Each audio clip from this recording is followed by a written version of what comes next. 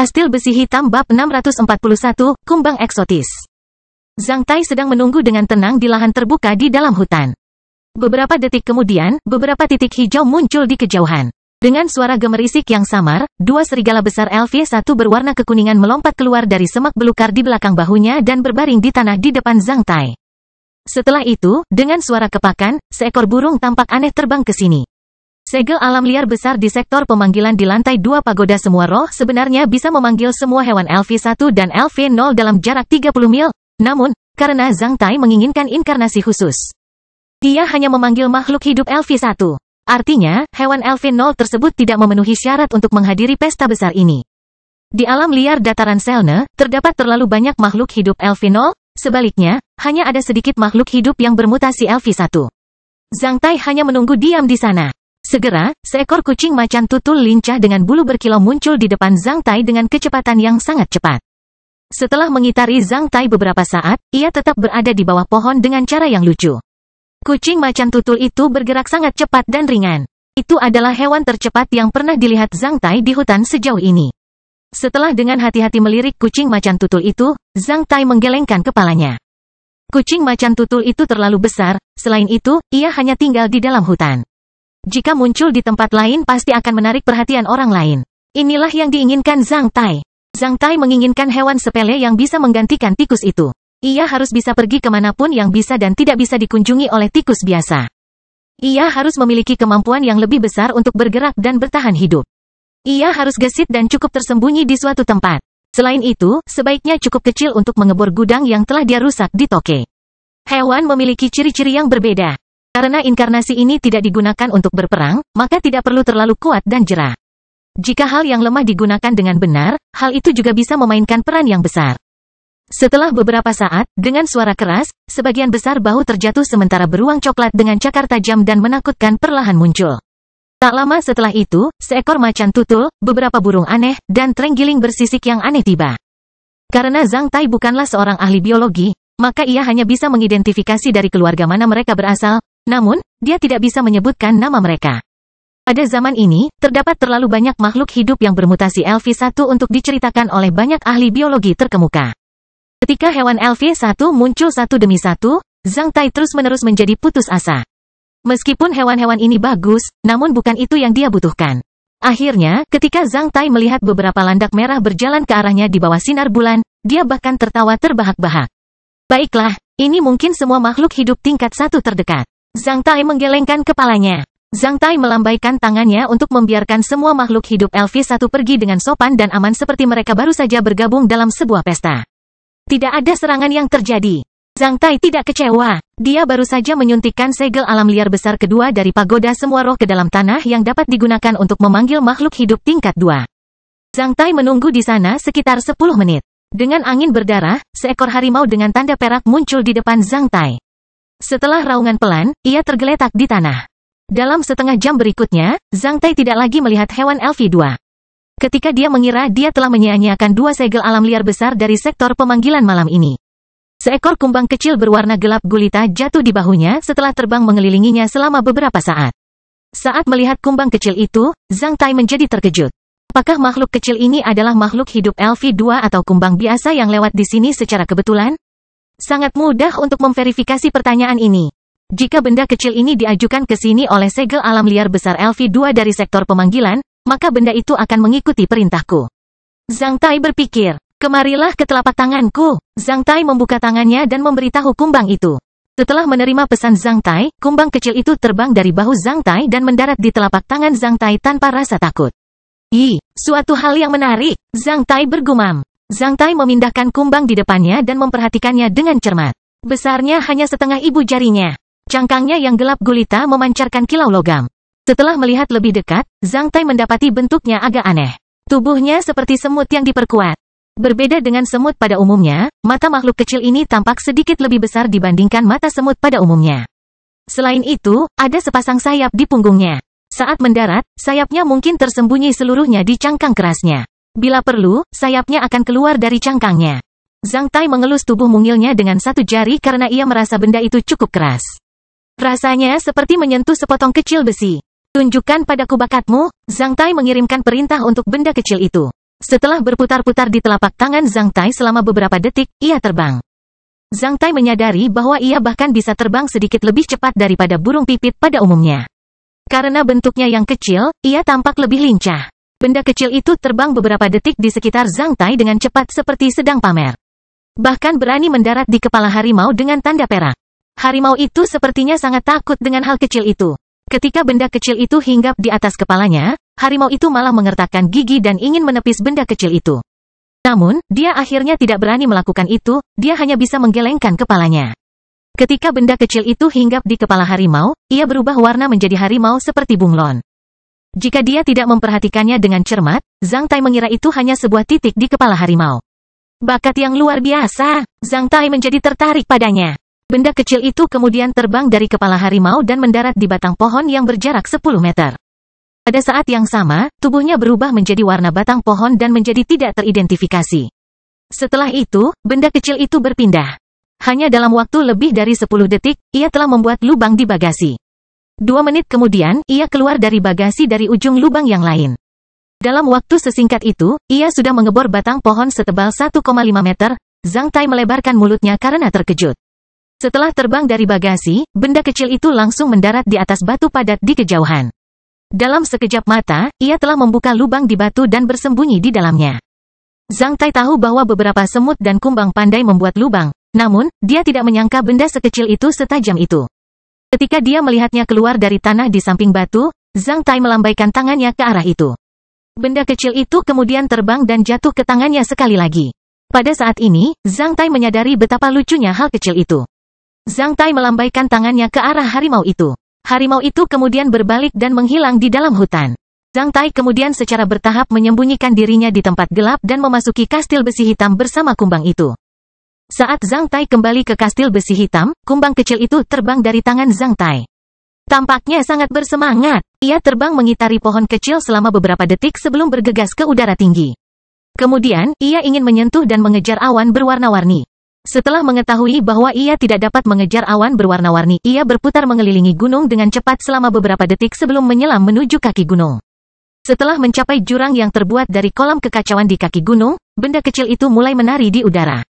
Di bawah tatapan Zhang Tai, makhluk kecil itu tidak sabar untuk membuat lubang di tebing. Setelah beberapa menit, kumbang kecil itu terbang kembali dan mendarat di telapak tangan Zhang Tai. Pada saat yang sama, benda itu mulai berputar di telapak tangannya karena kegembiraan. Zhang Tai tersenyum sambil menyuntikkan LV2 Great Wilderness Seal ke dalam kumbang kecil istimewa itu. Dalam sepersekian detik, Zhang Tai mendapati dirinya berada di telapak tubuh aslinya yang setinggi gunung. Zhang Tai kemudian terbang. Ketika dia menjadi kecil, dia mendapati puncak gunung itu langsung menjadi aneh. Pohon kecil itu menjadi setinggi pohon besar yang menjulang tinggi. Setiap daun pohon itu seperti balkon tempat ia bisa beristirahat. Sungai di gunung itu menjadi sungai yang bergelombang, sedangkan bebatuan itu menjadi gunung yang tinggi. Setiap item sangat segar baginya. Seluruh dunia tampak membesar berkali-kali lipat dan tiba-tiba berubah menjadi cerah. Meskipun merupakan dunia yang sama, namun memiliki kemegahan yang berbeda dari sudut pandang yang berbeda. Penglihatan kumbang tidak seterbuka manusia. Namun, ia masih bisa melihat objek yang jaraknya bermil-mil. Selain itu, ia tampaknya memiliki penglihatan senja. Dengan cahaya yang bagus, ia bisa melihat dengan jelas segala sesuatu di sekitarnya. Yang lucu adalah indera pendengaran kumbang itu ada pada kakinya.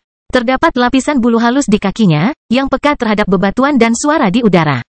Dalam jarak sekitar 20 meter, ia bahkan memiliki indera pendengaran yang lebih tajam terhadap suara rendah dibandingkan manusia.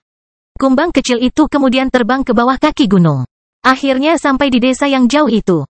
Karena hari sudah larut, penduduk desa sudah tidur. Setelah berputar, ia terbang ke Hieron, di mana ia melihat patungnya sendiri. Beberapa senior sedang duduk berlutut di depan patung. Mereka mungkin berdoa dengan khusyuk. Namun, mereka sama sekali tidak memperhatikan kumbang sepele seperti itu. Tuanku, terimalah rasa terima kasih kami. Andalah yang memberi kami kehidupan baru. Tuanku, terimalah rasa terima kasih kami. Andalah yang memberi kami makanan. Tuanku, terimalah rasa terima kasih kami. Andalah yang memberi kami keamanan. Dewa terhebat di dunia, Anda mendobrak neraka untuk membuka gerbang suci penebusan bagi mereka yang berada dalam kesulitan. Anda menghukum semua kejahatan di dunia dengan melemparkan lembing secepat sambaran petir. Anda menguasai karma besar. Semua makhluk hidup makhluk akan menyerah padamu. Kamu menunjukkan keagungan hidup kepada dunia manusia. Namamu adalah rahasia paling suci. Doa-doa dilantunkan dengan hikmat dan sentimental. Sepertinya ini adalah ritual yang diciptakan oleh orang-orang ini. Zhang Tai mendarat di pilar batu di istana. Setelah mendengarkan mereka dengan tenang untuk beberapa saat, dia terbang. Melihatnya dipuja seperti dewa, Zhang Tai merasa sangat tidak masuk akal. Kumbang itu kemudian terbang kembali ke telapak tangannya sementara kesadarannya kembali ke dirinya sendiri. Saat menyaksikan kumbang itu tergeletak di telapak tangannya, sebuah keinginan muncul di benak Zhang Tai. Dia mengeluarkan sebotol obat serbaguna dan meneteskan beberapa tetes ke telapak tangannya. Kumbang kecil itu segera meminum semuanya. Senang sekali bisa mencicipi minuman lezat ini untuk pertama kalinya. Setelah memiliki satu boneka iblis dan satu kumbang sebagai inkarnasinya, potensi kemampuan Zhang Tai meningkat lagi. Zhang Tai sangat puas dengan hal itu. Oleh karena itu, setelah memberitahu Heller tentang sesuatu, dia menjelma menjadi elang petir dan terbang keluar dari kastil besi hitam. Setelah lebih dari 1 jam, Zhang Tai telah tiba di kota Sladik. Seperti kota Moko, kota Sladik juga dikepung oleh 3-4 juta boneka iblis. Tanah di luar kota Sladik juga dipenuhi mayat. Saat malam tiba, pertarungan antara manusia dan boneka iblis semakin sengit. Setelah mengamati situasi pertempuran yang dihadapi kota Sladik, Zhang Tai tahu bahwa garis pertahanan manusia di Selne berada di ambang kehancuran. Kastil Besi Hitam Bab 642, Pesan dan Perpisahan. Zhang Tai mengetahui bahwa dia telah menjadi seorang ayah pada pagi hari tanggal 25 setiap bulan. Ini benar-benar hanya iseng saja. Ketika garis pertahanan manusia Selne akan runtuh, Zhang Tai teringat bahwa dia tidak menghubungi anggota keluarganya selama berhari-hari. Oleh karena itu, setelah menemukan 2 inkarnasi untuk dirinya sendiri tadi malam, dia mengeluarkan kristal penginderaan jauh yang dihadiahkan kakak laki-lakinya ketika dia bangun keesokan paginya. Ketika Zhang Tai menyuntikkan energi spiritualnya ke dalam kristal penginderaan jauh, dia segera merasakan getaran dari sisi lain dengan frekuensi tetap. Ini menandakan bahwa seseorang di sisi lain selalu menatap kristal penginderaan jauh lainnya. Zhang Tai bertanya-tanya apakah kakak laki-lakinya memperhatikannya atau orang lain. Saat dia berada di teater operasi Selne, dia tidak bisa berbuat apa-apa selain mengamati kristal penginderaan jauh. Oleh karena itu, Zhang Tai selalu menyentuh Zhang Yang atas inisiatifnya sendiri kecuali dia dan kakak laki-lakinya menentukan waktu kontak sebelumnya. Zhang Tai segera mengirimkan beberapa kata rahasia yang telah ia dan kakak laki-lakinya tunjuk untuk mengidentifikasi status sebenarnya masing-masing dalam frekuensi osilasi yang berbeda. Tinggi atau rendah. Setelah puluhan detik, Zhang Tai menerima balasan dalam bahasa rahasia yang sama. Itu adalah Zhang Yang. Oleh karena itu, status mereka telah dikonfirmasi. Setelah itu, inti kristal penginderaan jauh berosilasi dalam frekuensi yang berbeda, tinggi atau rendah. Zhang Tai menekan frekuensi osilasi saat dia menguraikan isi bagian frekuensi sesuai dengan cara yang dia dan kakak laki-lakinya telah tunjuk. Kamu seorang ayah sekarang. Linda, Beverly dan Fiona melahirkan 3 bayi laki-laki untuk Anda pada sore hari tanggal 22 bulan ini. Linda pertama, Beverly kedua, Fiona ketiga. Setelah terbiasa dengan penggunaan kristal penginderaan jauh, mereka merasa sangat nyaman untuk saling menyentuh dengan kristal penginderaan jauh meskipun mereka tidak dapat berbicara satu sama lain. Selama mereka diam-diam, ini seperti bagaimana manusia melakukan transfer pesan instan menggunakan ponsel atau telegraf sebelum bencana terjadi. Namun, dibandingkan dengan ponsel atau telegraf, sepasang kristal kembar penginderaan jauh pada zaman ini terlalu mahal sehingga bahkan banyak orang kaya tidak mampu membelinya. Di banyak negara manusia di koridor manusia Blacksun, sepasang kristal penginderaan jauh kembar sudah menjadi konfigurasi kelas atas untuk sebuah divisi. Hanya kelompok bisnis berskala besar, klan bangsawan, dan beberapa personel atau agensi yang menargetkan tugas khusus seperti Golden Rock Bank, sang raksasa super. Setelah menerima pesan Zhang Yang, jantung Zhang Tai berdebar kencang. Setelah lebih dari 1 menit, Zhang Tai mengirim pesan lain. Bagaimana kabar Linda, Beverly, dan Fiona? Mereka aman. Bagaimana denganmu? Ayah dan ibu sangat mengkhawatirkanmu. Saya baik-baik saja, tapi saya khawatir garis pertahanan manusia di wilayah operasi Selne akan runtuh. Baru kembali lagi, aku tidak bisa kembali untuk sementara waktu. Saya punya cara untuk melindungi diri saya sendiri. Saya selalu aman. Istana Huaiyuan telah mengirimkan beberapa personel ke rumah kami. Apa masalahnya? Bayimu berbeda dari yang lain saat mereka keluar. Mereka mengalami fenomena yang tidak normal. Ketiga bayi tersebut telah membangkitkan garis keturunan abadi, garis keturunan leluhur yang lengkap, dan tubuh yang tidak bocor ketika mereka keluar. Yang bahkan menimbulkan kejutan di seluruh kota Fuhai. Sementara itu, berita tersebut menyebar di negara bagian Yingzhou. Kami bahkan tidak berani meninggalkan rumah kami sekarang. Berbagai tokoh datang mengunjungi kami setiap hari. Respons Zhang yang sangat panjang, sehingga mengejutkan Zhang Tai. Zhang Tai tidak merasa kagum dengan warisan dari pupil yang bisa berubah warna dan keterampilan melempar yang tepat. Namun, di luar imajinasi Zhang Tai, sifat tubuh yang tidak bocor juga diwariskan. Zhang Tai menduga bahwa ini mungkin ada hubungannya dengan buah-buahan yang tidak bocor yang dia makan. Dapat dimengerti bahwa saya bisa memiliki tubuh yang tidak bocor setelah makan begitu banyak buah-buahan yang tidak bocor. Tapi bagaimana mungkin bayi-bayi itu juga mempunyai tubuh yang tidak bocor padahal mereka tidak mempunyai buah yang tidak bocor untuk dimakan? Zhang Tai bertanya-tanya. Dia lalu bertanya pada Heller dengan lugas. Keadaan tanpa kebocoran dari ketiga bayi ini diwarisi darimu. Itu adalah efek dari buah tanpa kebocoran. Itu adalah duplikasi dan respons terhadap keadaan fisikmu sendiri. Namun, tubuh tanpa kebocoran mereka berbeda dengan keadaan tanpa kebocoranmu. Dalam konsep benua timur, tubuh mereka yang dianggap tidak bocor berarti tidak akan mudah kehilangan aura dan energi spiritualnya. Sebaliknya kondisi tidak bocor berarti tidak ada satupun energi yang lolos dengan efek pohon buah Manjusaka Karma. Tingkatnya jauh lebih tinggi daripada mereka.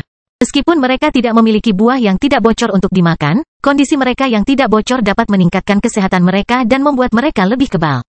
Dengan memanfaatkan hal tersebut, mereka dapat mengembangkan banyak keterampilan bertarung dan pengetahuan rahasia dengan lebih baik. Sederhananya, ketiga bayi tersebut dilahirkan dengan kualifikasi budidaya yang lebih tinggi. Lebih tinggi dariku? Zhang Tai bertanya. Heller terdiam sesaat sebelum menjawab dengan ekspresi kosong. Tuan Kastil, kamu benar-benar lucu. Apakah semua bayiku akan memiliki tubuh yang tidak bocor di masa depan? Ya, ketika Zhang Tai berbicara dengan Heller, Zhang yang mengirim pesan lain. Apakah kamu sudah menebak ciri-ciri bayimu? Ya, Zhang Tai menjawab dengan jujur ketika dia memperlakukan kakak laki-lakinya sebagai salah satu orang paling dapat diandalkan di dunia ini. Zhang yang terdiam beberapa saat. Dia tidak bertanya kenapa. Setelah memakan buah rampasan yang diberikan oleh Zhang Yang, dia sudah mengetahui bahwa Zhang Tai memiliki banyak rahasia. Istana Huaiyuan sedang mencarimu. Saya tidak memberitahu mereka bagaimana saya bisa menghubungi Anda. Mereka juga berharap kami pindah ke kota Huaiyuan. Apa rencanamu? Ini telah menimbulkan kejutan. Mungkin kita akan menetap di kota Huaiyuan selama beberapa tahun. Setelah beberapa tahun, ketika bayi-bayi itu tumbuh besar dan basis organisasi komersial Jinwu di Taixia menjadi sedikit stabil. Kami akan membangun kota pribadi kami di negara Taixia dan mewariskan proyek abadi untuk keturunan Zhang. Pada saat itu, kita tidak perlu bergantung pada orang lain. Itu ide yang bagus. Aku tidak pernah membayangkan kalau kakak laki-lakiku berambisi untuk membangun sebuah kota segera setelah tiba di negara Taixia. Tampaknya negara Taixia memang cocok untuk mengembangkan usaha. Zhang Tai menjadi senang. Sudahkah kamu memberi nama pada bayi-bayi itu? Biarkan saja ayah kita yang menanganinya. Kapan kita akan menghubungi lain kali? Tanggal 25 bulan depan. Mungkin akan sedikit kacau bulan ini. Baik, jaga dirimu. Kamu juga. Zhang Tai kemudian menyimpan kristal penginderaan jauhnya. Di luar imajinasi Zhang Tai, istana Huaiyuan sedang mencarinya. Namun hal itu masuk akal karena Zhang Tai tahu bahwa para tetua istana Huaiyuan sangat memprioritaskan garis keturunan. Saat ini, saya pastilah kuda jantan kartu Trump di istana Huaiyuan. Jika itu terjadi beberapa tahun yang lalu, maka Zhang Tai pasti akan memimpikannya hari ini.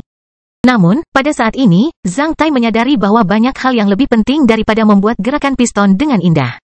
Terserah, aku tidak yakin mereka bisa menemukanku. Ketika mereka tidak dapat menemukan saya, mereka akan meninggalkan pemikiran ini. Itu tergantung kapan aku akan kembali ke benua timur dan istana Huaiyuan saat itu. Aku ingin tahu apa yang akan dipikirkan Lan Yunxi ketika dia mengetahui bahwa aku telah menjadi seorang ayah. Zhang Tai mengusap wajahnya dengan ekspresi pahit. Terserah, kita tunggu saja sampai aku bertemu dengannya. Oh, aku seharusnya bertanya pada kakak laki-lakiku tentang situasi Lan Yunxi saat ini. Saya harus melakukannya lain kali. Di ambang kehancuran kota Moko, Zhang Tai sama sekali tidak gugup. Karena dia tahu bahwa dengan kemampuannya, dia tidak perlu gugup sama sekali. Zhang Tai, sebagai ahli pertempuran bintang 5, adalah orang yang sepele dalam pertempuran berskala besar yang menentukan hidup atau mati jutaan manusia di koridor manusia Black Sun. Ada banyak pembangkit tenaga listrik di kedua sisi. Bukan gilirannya untuk menentukan situasi secara keseluruhan. Dia hanya perlu mengurus urusannya sendiri. Ketika dia mengingat orang-orang klan Senel yang dia lihat di luar kota tadi malam, niat membunuh melintas di mata Zhang Tai. Mungkin dia tidak bisa mengalahkan LV-16 Kos atau LV-14 Skala dalam tabrakan langsung pada saat ini.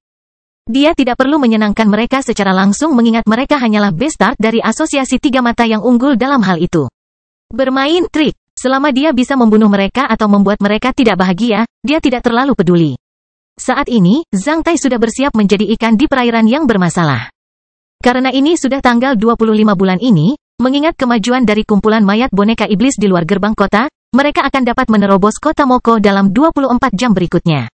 Pada saat kritis seperti itu, Zhang Tai menjadi tenang, bukannya cemas. Masih ada beberapa kayu bakar dan makanan di dapur apartemen ini yang merupakan hadiah dari Reinhardt. Meski pipa air sudah kehabisan air, namun tangki air di kamar mandi masih terisi air yang disimpan beberapa hari lalu. Zhang Tai menyalakan kayu bakar dan membuat sarapan yang mengepul. Setelah itu, dia melepas pakaiannya dan mandi air dingin di kamar mandi. Ketika dia keluar dari kamar mandi dengan handuk sambil membersihkan rambutnya, dia mendengar bel pintu berbunyi. Dia membuka pintu dan menemukan itu adalah Reinhardt. Reinhardt mengenakan baju perang yang berlumuran noda darah. Sepertinya dia baru saja meninggalkan medan perang. Saat melihat Zhang Tai yang tampak seperti sedang berlibur di kota Moko, dia membuka mulutnya lebar-lebar. "Ah bos, ayo masuk. Apa kamu mau makan sesuatu? Aku baru saja membuatkan sarapan." Zhang Tai menyandarkan tubuhnya, membiarkan Reinhardt masuk. Reinhardt lalu melangkah masuk. Dia kemudian mengendus rasa sarapan di dapur. Jika bukan karena Zhang Tai yang terus melawan boneka iblis di tembok kota akhir-akhir ini, Reinhardt akan ragu apakah dia datang ke tempat yang salah. "Kamu sedang mandi saat ini?" Zhang Tai tersenyum santai, "Apapun yang terjadi, kota Moko tidak bisa bertahan terlalu lama. Oleh karena itu, aku mandi sebelum kota itu runtuh. Anggap saja itu sebagai kenangan. Sayangnya, saat ini tidak ada tempat pangkas rambut, aku bahkan ingin potong rambut. Hanya sedikit orang yang bisa begitu tenang pada saat kritis di kota Moko." Penampilan Reinhardt yang tercengang berubah menjadi penampilan yang mengagumkan. Kadang-kadang, sikap para jenderal besar merujuk pada orang-orang yang merasa bebas untuk membuat sarapan ketika kota akan runtuh. Ketika kota Moko runtuh, korps bajak besi kerajaan Norman akan pecah. "Apakah kamu ingin pergi bersama kami?" Reinhardt tidak menjelaskannya secara langsung. "Saya ingin tinggal di kota Moko dan membunuh iblis untuk waktu yang lebih lama. Saya tidak akan pergi sebelum kota ini benar-benar hancur." Zhang Tai menjawab. Reinhardt memperhatikan Zhang Tai dengan serius selama beberapa saat ketika dia melihat keyakinan kuat di mata Zhang Tai.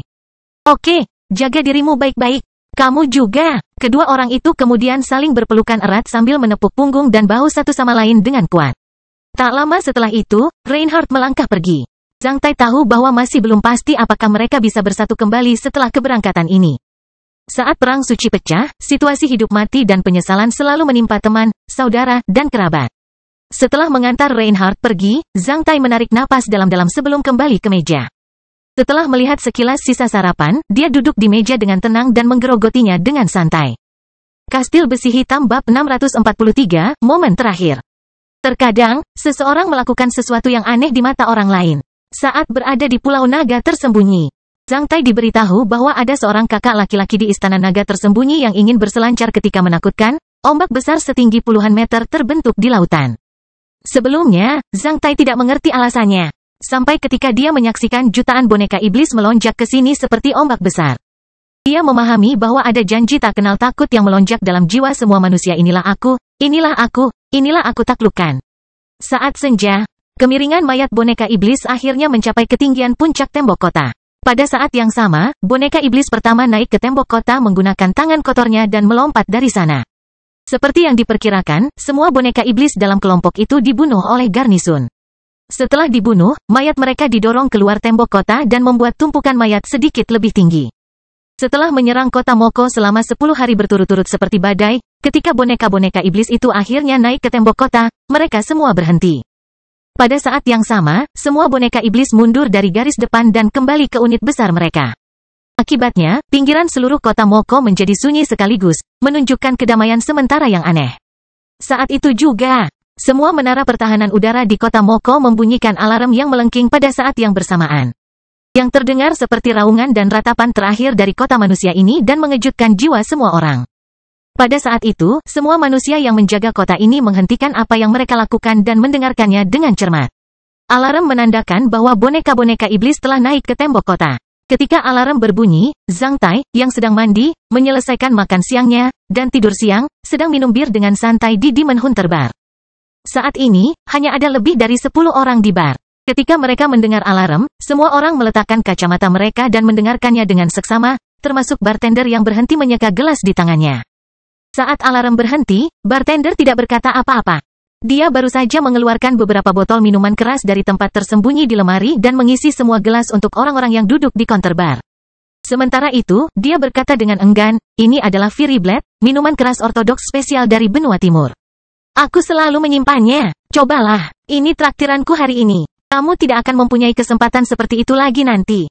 Fury Blade adalah pepatah Ibrani. Sebagai orang Hua, Zhang Tai tidak tahu kalau mereka punya nama Hua yang ortodoks lainnya, Blade Pembakaran. Menurut Donder, Burning Blade terbaik harus direndam dalam kristal lava berapi-api yang tumbuh di bawah tanah selama lebih dari setengah tahun setelah diseduh. Kristal lava akan memberi minuman keras semacam itu rasa dan kekuatan yang istimewa. Zhang Tai tidak tahu apakah pedang api itu adalah pedang pembakaran seperti yang disebutkan oleh Donder. Dia mengambil gelas itu dan meletakkannya di bawahnya. Rasanya seperti meminum bola api. Setelah itu, dia secara impulsif memenggal kepala sesuatu dengan pedang. Semua orang di bar telah menghabiskan minuman kerasnya. Wajah seseorang menjadi merah sementara wajah orang lain menjadi pucat. Setelah meletakkan gelasnya dengan paksa, semua orang merapikan pakaian mereka dan mengambil senjata sebelum berjalan keluar bar tanpa suara. Ketika Zhang Tai keluar dari bar, dia menoleh ke belakang dan menemukan bar pemburu iblis telah kosong. Bartender itu menghela nafas dalam-dalam sebelum menyebarkan Burning Blade ke seluruh bar, termasuk counternya. Setelah keluar, para pemburu iblis dan paladin tidak mengatakan apa-apa. Mereka baru saja berangkat dan menuju ke arah yang berbeda. Berbeda dari mereka, Zhang Tai hanya berjalan menuju gerbang utara kota. Saat ini, jalanan menjadi kosong. Dengan tangan kosong, Zhang Tai membawa peralatan berbentuk cangkang yang berisi banyak tapak bumerang khusus. Sampai dia melihat gudang senjata terbuka di dekat gerbang utara kota, dia berjalan masuk. Seorang sersan senior berpangkat 1 sedang duduk di luar gerbang gudang senjata sambil merokok. Dia memotong pedang dan pedang berseragam itu dari gagang dan kepalanya dengan satu set mesin pemotong uap, membuatnya tidak efektif. Itu adalah kelebihan senjata yang disimpan di kota Moko. Karena letaknya dekat dengan gerbang utara kota, jika tidak dihancurkan saat ini, mereka akan digunakan oleh boneka iblis untuk membunuh manusia. Itu semua adalah senjata yang bagus. Sayang sekali, setiap kali penjaga gudang senjata mengambil pedang atau lembing dari sisinya, dia akan menyentuhnya dengan lembut dengan tangan dan menghela nafas. Setelah itu, dia akan menggunakan cara paling sederhana untuk mengubahnya menjadi besi tua. Di bawah sinar matahari terbenam, lelaki tua itu tampak istimewa sambil memegang rokok itu dengan lesu dan memperlihatkan ekspresi sedih. Bagian-bagian patah dari lembing, pedang, dan pedang tergeletak di tanah seperti mayat. Melihat lelaki tua itu, Zhang Tai tiba-tiba merasa seperti menyaksikan seorang penggembala menjatuhkan air matanya dan menyembelih dombanya sendiri. Semburan api itu seperti muncrat darah segar setelah senjata ditebas di tenggorokan mereka. Aku ingin menghajar setan di tembok kota. Beri aku 2 senjata, 1 di 1 tangan. Aku tidak peduli senjata apa itu. Persyaratanku adalah senjata itu berat dan tahan lama, kata Zhang Tai. Setelah mendengar kata-kata Zhang Tai, lelaki tua itu mengangkat kepalanya dan melirik ke arah Zhang Tai, sementara cahaya berkilau melintas di matanya yang keruh. Setelah itu, dia menyeringai sambil berdiri di depan mesin pemotong uap. Ikut denganku. Orang tua itu membawa Zhang Tai ke dalam gudang. Zhang Tai melihat sebuah peti besar yang panjangnya lebih dari 2 meter di sebuah trailer. Orang tua itu membuka penutupnya menggunakan sekop dan memperlihatkan senjata di dalamnya. Itu adalah sepasang pedang besar yang dipasang pada bingkai kayu sederhana. Ada beberapa pengisi di antara 2 pedang besar. Saat melihatnya, Zhang Tai tersenyum ketika dia merasa ingin melihat pasangan yang sudah lama kehilangan kontak dengannya. Zhang Tai pernah memiliki sertifikat serupa sebelumnya, yang disebut sertifikat pria. Ini adalah barang yang sangat spesial di antara kumpulan senjata yang diangkut ke sini dari kerajaan Heizfar. Barang ini mengandung besi bintang. Karena tidak bertemu dengan pemiliknya, saya hanya menaruhnya di gudang. Jika Anda tidak datang ke sini, saya harus memecahnya menjadi beberapa bagian setelah beberapa jam. Saya membutuhkan setidaknya setengah jam dan 6 roda gerindra untuk memecahnya. Orang tua itu menghela nafas sambil mengelus pedangnya dengan lembut. Masing-masing beratnya 298 kg. Mau coba? Kerajaan Heizfar adalah sebuah negara kecil di selatan anak benua Wei. Seperti pesawat layang Republik Horen, negara ini terkenal dengan metalurgi dan biji besi khusus yang disebut besi bintang. Hasilnya, kerajaan Heizfar hampir menjadi negara pembuat senjata paling kuat di subbenua Wei setelah Istana Huaiyuan. Istana Huaiyuan terkenal dengan perlengkapan rune dan busur panahnya, sedangkan kerajaan Heizfar memiliki kekuatan super besar dalam memproduksi senjata konvensional. Zhang Tai memasukkan tangannya ke dalam peti dan merobek bungkusan itu dari pegangannya. Setelah itu, dia mengambil sepasang pedang besar yang berkilau dengan mudah. Masing-masing dari 2 pedang besar itu sedikit lebih ringan dari sertifikat pria. Namun, berat total kedua pedang besar itu pastinya lebih dari 500 kg. Panjangnya sedikit lebih pendek dibandingkan dengan sertifikat pria. Namun, masing-masing dari 2 pedang besar itu panjangnya lebih dari 1,8 meter, yang tentu saja jauh lebih panjang dari pedang pada umumnya. Selain itu, karena jelas berbeda dari Mans Certificate, sepasang pedang besar ini terlihat lebih halus dan harmonis. Meski tidak berlebihan dan suram seperti sertifikat manusia, namun lebih megah. Mereka lebih terlihat seperti pedang karena penuh dengan perasaan estetika yang menggabungkan maskulinitas dan kekuatan. Jika Mans Certificate adalah karya seorang pengrajin senjata yang tiba-tiba memiliki cita-cita, sepasang pedang besar di hadapannya akan terasa seperti mahakarya yang mengejar kesempurnaan di setiap detailnya setelah dipalu ribuan kali.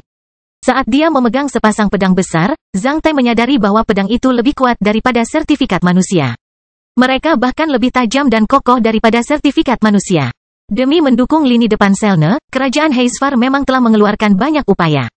Melihat Zhang Tai bisa mengambil sepasang pedang besar ini dengan begitu mudah, lelaki tua itu tersenyum. Bisakah kamu memenggal 1000 kepala boneka iblis dengan itu? 1000? Terlalu sedikit. Mungkin 10.000. Zhang Tai memberitahu orang tua itu. Orang tua itu melihat Zhang Tai keluar dari gerbang gudang senjata. Sebelum Zhang Tai pergi, dia tiba-tiba berkata pada Zhang Tai, "Anak muda, hiduplah dengan baik. Jangan mati di kota Moko. Aku rasa kamu mungkin akan memenggal lebih banyak kepala boneka iblis di masa depan." Zhang Tai mengangguk ke arah lelaki tua itu sebelum melangkah pergi dengan 2 pedang besar itu. "Hijau, berjanjilah padaku untuk kembali hidup-hidup dan menetap di tempat yang lebih aman. Kamu bisa melahirkan lebih banyak anak laki-laki di masa depan. Aku selalu melindungimu sejak kita masih muda. Mulai sekarang kamu perlu melindungi dirimu sendiri. Kamu harus kuat berkehendak. Keluarga kami mengandalkanmu." Kakak laki-lakinya, yang berada di dalam turtet, menceritakan kepada adik laki-lakinya, yang menitikkan air mata di luar turtet saat mereka berpegangan tangan erat. Menara sentrifugal uap akan ditutup dari dalam ketika makanan dan air minum telah dipindahkan ke dalam menara. Setengah dari gerbang menara telah ditutup dengan pelat baja. "Jika kamu melihat Louis, ingatlah untuk meminta maaf padanya atas namaku." Kakak laki-laki itu kemudian menarik kembali tangannya sambil melambaikan tangannya ke arah luar. Celah terakhir gerbang itu kemudian ditutup dengan pelat baja. Melihat hal ini, sang adik menangis. Sebenarnya, dalam perjalanan ke sini, Zhang Tai menemukan semua menara roda sentrifugal telah disegel dari dalam. Semua pejuang manusia yang bertahan di menara menunjukkan tekad mereka menggunakan tindakan mereka. Mereka adalah pejuang manusia yang biasa-biasa saja. Namun hebat, ketika dia melewati menara roda sentrifugal ini, Zhang Tai memegang pedang besarnya lebih erat sementara niat membunuhnya perlahan meningkat. Kastil Besi Hitam Bab 644, Pria Paling Berani. Zhang Tai tiba di gerbang utara kota Moko dalam keheningan sebelum datangnya badai petir. Saat ini, ratusan ribu pejuang manusia berkumpul di seluruh gerbang utara kota. Setiap pejuang manusia memegang senjata di baju besi dan menunggu untuk melancarkan serangan. Melihat ke kejauhan, dia menemukan hutan baja lapis baja di jalan-jalan terdekat dan di belakang area luas bangunan yang telah dihancurkan. Ada banyak spanduk negara di antara hutan. Gerbang utara kota yang telah ditutup selama 10 hari akan dibuka dari dalam agar pasukan yang berada di dalam kota dapat bergegas keluar. Pada saat ini, setelah tembok kota-kota Moko kehilangan keunggulan tingginya, gerbang kota ditutup lebih lanjut menjadi tidak berarti lagi. Zhang Tai sangat menarik perhatian dengan 2 pedang besar di tangannya. Selain itu, karena dia selalu melawan boneka iblis di gerbang utara kota akhir-akhir ini, dia bisa menembus hutan baja tebal dan berjalan ke titik ketinggian tembok kota. Pada saat ini, barisan pria tangguh dan menakutkan dengan janggut panjang setinggi gunung berdiri dengan angkuh di tembok utara kota dengan pelindung seluruh tubuh seperti boneka baja. Masing-masing memegang kapak besar yang beratnya lebih dari 100 kg. Zhang Tai merasa familiar dengan sosok tangguh dan janggut panjang mereka. Ketika dia melihat spanduk di belakang orang-orang tangguh itu, Zhang Tai teringat bahwa mereka adalah infanteri lapis baja berat Kekaisaran Taklin yang dia temui di stasiun kereta api ketika dia datang ke kota Moko untuk pertama kalinya. Mereka adalah infanteri lapis baja berat terbaik di koridor manusia Black Sun. Orang-orang ini berdiri di tembok kota pada saat yang paling berbahaya. Seorang pendeta Kekaisaran Taklin yang berambut perak sedang berjalan melewati infanteri lapis baja berat yang kuat ini sambil menyemprotkan segenggam air suci ke masing-masing pejuang dari mangkuk. Di saat yang sama, dia terus menggumamkan sesuatu. Ketika pendeta melewati mereka, para pejuang ini akan berlutut dengan satu kaki dan sedikit mencium salib di dada mereka.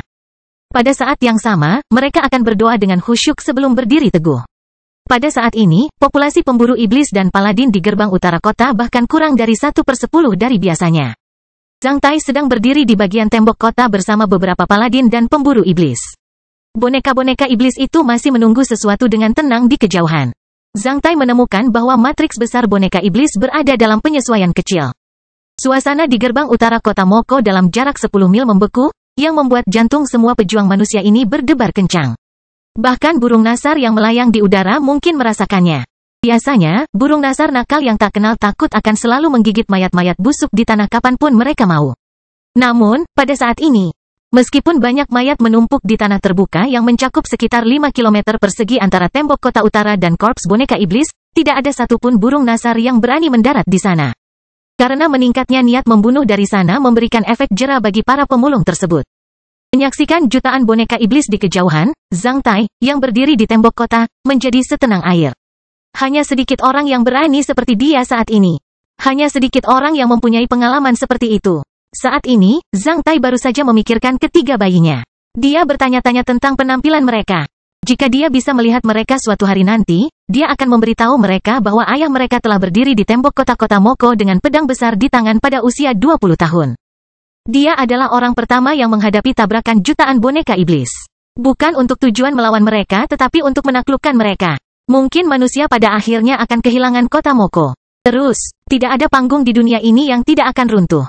Namun, setiap orang, besar atau kecil, bisa menjadi pahlawan abadi selama mereka berani menghadapi masalah yang akan datang. Sebuah aspirasi yang penuh semangat menghantam dada Zhang Tai. Kerajaan akan menjadi debu, sungai akan berubah warna. Hanya pejuang manusia yang berani mengacungkan pedang mereka ke arah kekuatan gelap yang akan mempertahankan kemauan kuat mereka selamanya seperti tanah dan langit. Semua orang menunggu di sana. Zhang Tai sedang menunggu di sana. Reinhardt sedang menunggu di sana. Seorang lelaki tua dengan tatapan tegas sedang berdiri di titik tertinggi menara gerbang tertinggi di gerbang utara kota Moko dan menyaksikan korps boneka iblis yang tak ada habisnya di kejauhan. Sambil sedikit mengernyitkan alisnya, Leo, apakah kamu benar-benar sudah mengambil keputusan? Seorang lelaki tua lainnya bertanya dengan sungguh-sungguh sambil duduk di seberang lelaki tua itu. Akan sangat menyedihkan jika tidak ada ksatria manusia yang bertempur di sini sampai mati ketika garis pertahanan manusia di wilayah operasi Selene dirusak oleh para iblis. Orang tua itu menjawab dengan jujur. Ada kemungkinan lain. Seorang lelaki tua lainnya menghela nafas pelan sebelum menambahkan, kamu tahu bahwa kamu akan memiliki peluang lain. Jika kamu dapat meningkatkan kekuatan tempurmu lebih jauh, kamu akan berada di dunia baru. Tidak, Markus, aku butuh waktu terlalu lama untuk berpromosi menjadi seorang ksatria. Aku berusia di atas 180 tahun ketika aku menjadi seorang ksatria. Bakatku rata-rata, melalui kerja keras dan usaha, aku telah mendapatkan bantuan dari dewa sekali dan memasuki alam suci ini. Tidak akan ada yang kedua kalinya. Kamu masih punya kesempatan, tapi bukan aku. Lelaki tua yang tegas itu memperhatikan lelaki tua lainnya, ksatria besi hitam adalah terminalku. Selama bertahun-tahun, aku telah menikmati semua penghargaan yang diberikan oleh pangkat seorang ksatria manusia. Aku juga harus mengorbankan diriku demi kehormatan seorang ksatria manusia pada saat ini. Itu adil, orang tua lainnya kemudian terdiam. Itu menunjukkan bahwa dia setuju dengan lelaki tua yang tegas itu karena rasa hormatnya kepada lelaki tua itu. Apakah kamu punya kemauan? Tidak. Lelaki tua yang tegas itu tersenyum sambil menunjuk ke arah para petarung yang padat di tembok kota, termasuk Zhang Tai, sebenarnya. Tidak masalah meskipun aku mati di sini. Lihatlah orang-orang di bawah sana. Mungkin, setelah menyaksikan pertarungan terakhir antara seorang ksatria manusia dan iblis. Beberapa dari mereka mungkin bisa menjangkau lebih jauh dari kita di masa depan. Orang tua lainnya terdiam saat dia berdiri dengan tegas, ada dua ksatria di seberangnya. Ketika korps bajak besi pecah, saya akan bergulat dengan salah satu dari mereka, Anda dapat menangani yang lain. Orang tua bernama Leo itu mengangguk. Setelah itu, mereka berangkat. Boneka iblis di kejauhan melancarkan serangan hanya setelah beberapa saat. Di Clarino yang melengking, jutaan boneka iblis mengeluarkan raungan menyedihkan ke arah langit, yang dapat terdengar dalam jarak puluhan kilometer persegi. Sementara itu, barisan depan boneka-boneka iblis yang padat itu melesat menuju tembok kota seperti gelombang pasang. Seluruh daratan mulai berguncang. Berdiri di tembok kota-kota Moko, semua orang bisa melihat banyak bilah pedang dan boneka-boneka iblis yang tampak suram. Barisan depan korps boneka iblis segera tiba sekitar 4 mil jauhnya dari kota Moko, tempat menara roda sentrifugal di kota Moko mulai berfungsi. Oleh karena itu, banyak bintik hitam yang keluar dari menara dan menghilang dalam sekejap seperti kerikil yang dilemparkan ke dalam kolam air. Mereka tidak akan pernah bisa memperlambat kecepatan boneka-boneka iblis itu sama sekali. Boneka-boneka iblis itu mempercepat langkah mereka sementara wajah para pemburu iblis dan paladin di sisi Zhang Tai menjadi pucat. Letakkan masker wajahmu. Para perwira infanteri lapis baja berat Kekaisaran Taklin mengirimkan perintah. Dengan suara retakan, semua prajurit seperti baja melepaskan masker wajah dari helm mereka pada saat yang bersamaan. Siapkan kapakmu. Dengan bunyi wula, Barisan kapak besar berkilau diletakkan di depan dada infanteri itu tepat di dekat sepasang sarung tangan baja yang menandakan bahwa mereka siap menyerang secara diam-diam dan mantap. Setelah beberapa saat, barisan depan boneka iblis sudah berada 3 mil jauhnya dari tembok kota. Ketika semua orang di tembok kota begitu kuat sehingga mereka bahkan menjadi terengah-engah.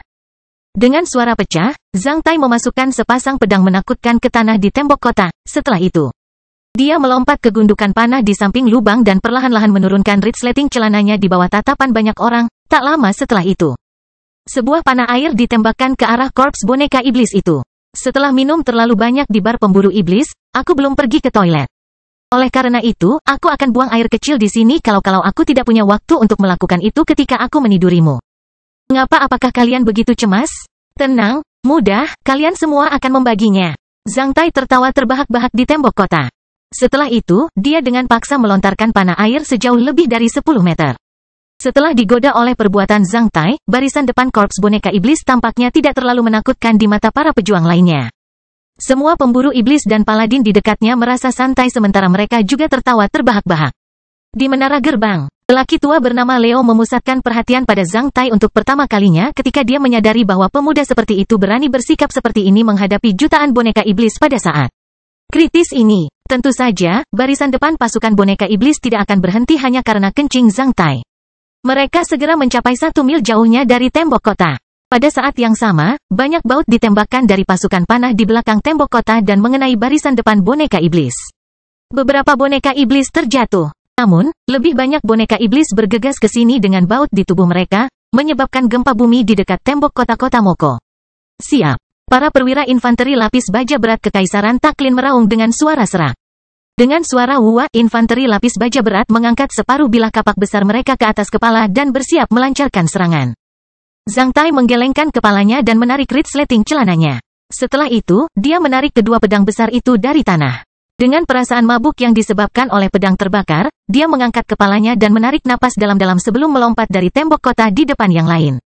Zhang Tai mengulurkan tangannya seperti seekor burung rok yang mengepakkan sayapnya dan melancarkan serangan terhadap jutaan boneka iblis. Saat melihat pemandangan ini, semua pejuang manusia di tembok kota merasakan darah mendidih di sekujur tubuh mereka sementara para pejuang infanteri lapis baja berat Kekaisaran Taklin meraung pada saat yang sama.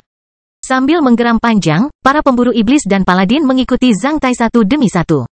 Kastil Besi Hitam Bab 645, Pertempuran Sengit. Membunuh. Ketika Zhang Tai melompat dari tembok kota utara kota Moko, gerbang kota selatan kota Moko lainnya dibuka pada saat yang bersamaan. Sambil mengaum, Reinhardt bergegas keluar, diikuti oleh kavaleri korps bajak besi Kekaisaran Norman. Pada saat ini, semua barisan depan di samping Reinhardt telah menunjukkan totem pertempuran ki darah besi mereka. Hampir setengah dari tokoh dikdaya yang telah membentuk ki pertempuran darah besi di korps bajak besi telah bergabung dengan barisan depan. Tabrakan paling dahsyat terjadi di dekat gerbang kota-kota Moko sekaligus. Ini adalah pertarungan paling kejam antara kemauan kuat para pejuang manusia dan tubuh abadi boneka-boneka iblis. Korps bajak besi, bekas pasukan kartu truf kerajaan Norman bukan lagi kartu truf. Sama halnya, mantan rakyat jelata telah menjadi monster di bawah kendali cacing boneka yang diiblis.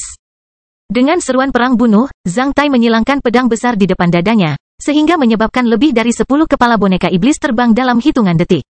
Pada saat ini, Zhang Tai merasa seperti sampan kesepian yang berlayar melawan arus gunung. Dia bisa terhanyut dan hancur berkeping-keping oleh kelembaman besar dari banyak boneka iblis yang bergegas ke sini. Dia harus mendayung sampan dengan kuat agar sampan itu tidak terbawa arus deras gunung. Ketika kecepatan gerak dan kekuatannya dapat mengimbangi aliran deras gunung, ia dapat bertahan dimanapun ia berada. Ketika kecepatan geraknya dapat melampaui kecepatan arus gunung, ia dapat berlayar melawan arus gunung. Dayung ganda sampan itu adalah pedang besar milik Zhang Tai. Selain kekuatan yang lebih besar, dia juga harus mengayunkan pedangnya lebih cepat daripada kecepatan kemajuan boneka-boneka iblis untuk mempertahankan serangan boneka iblis tersebut. Zhang Tai mengayunkan pedang besarnya dengan sangat cepat, yang masing-masing berbobot sekitar 300 kg. Ia mampu melambaikan masing-masing tangannya sebanyak 16 kali per detik, yaitu total 32 kali. Dia terus mengayunkan pedangnya ke sekeliling dirinya. Hanya dengan kecepatan setinggi itu dia bisa menghancurkan boneka-boneka iblis itu. Melihat ke bawah dari tempat yang tinggi, orang akan menemukan korps boneka iblis itu seperti sepotong kain hitam berdarah. Zhang Tai baru saja memotong seluruh potongan kain seperti gunting tajam, menyebabkan darah segar menyembur ke segala arah. Sepertinya ada penggiling daging yang tidak terlihat di sekitar Zhang Tai dengan radius 2 meter. Boneka iblis apapun yang pernah bersentuhan dengan tepi lingkaran ini akan hancur oleh pedang bayangan Zhang Tai. Ada terlalu banyak boneka setan. Ketika Zhang Tai sedang menggiling boneka-boneka iblis, lebih banyak lagi boneka-boneka iblis yang melewatinya dan para pemburu iblis serta paladin lainnya di belakangnya sebelum tiba di kaki tembok kota. Mereka bergegas menuju tembok kota Moko menyusuri lereng yang panjangnya ratusan meter. Pada saat ini, para pejuang infanteri lapis baja berat Kekaisaran Taklin melancarkan serangan.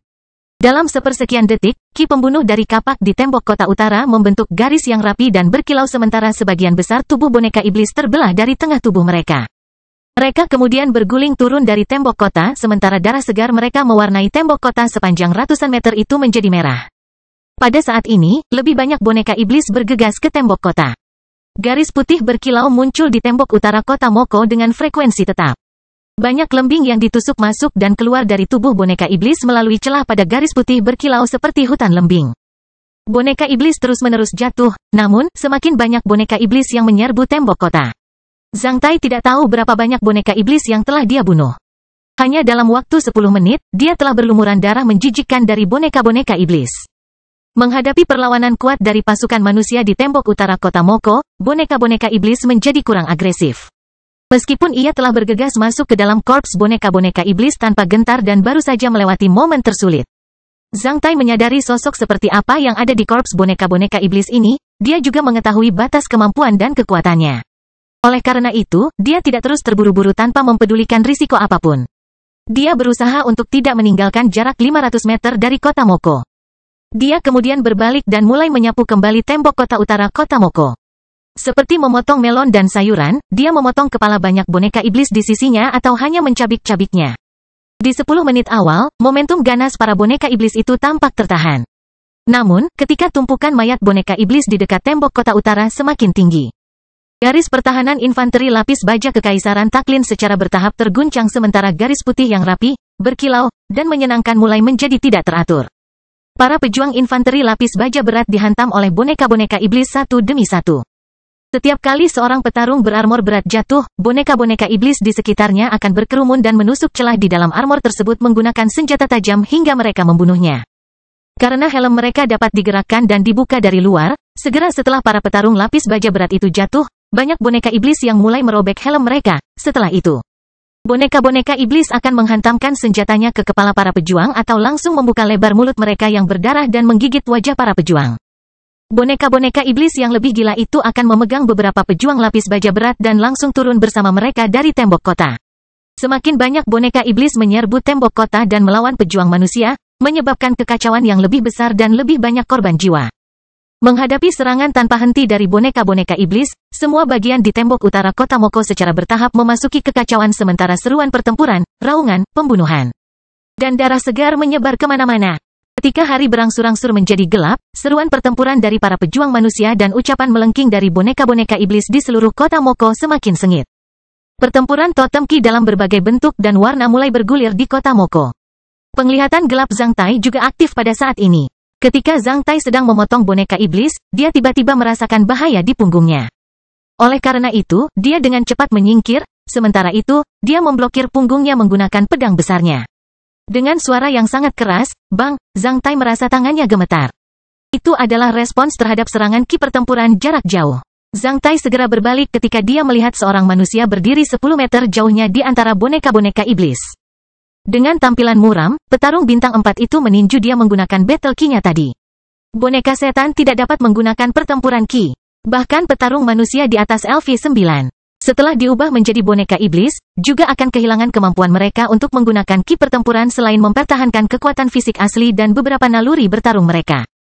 Ki pertempuran setiap orang bersifat spiritual, yang akan hilang seiring dengan hidupnya. Oleh karena itu, petarung di atas LV9 di antara boneka-boneka yang di iblis akan menjadi iblis atau anggota asosiasi tiga mata seperti yang ada di klan Snell.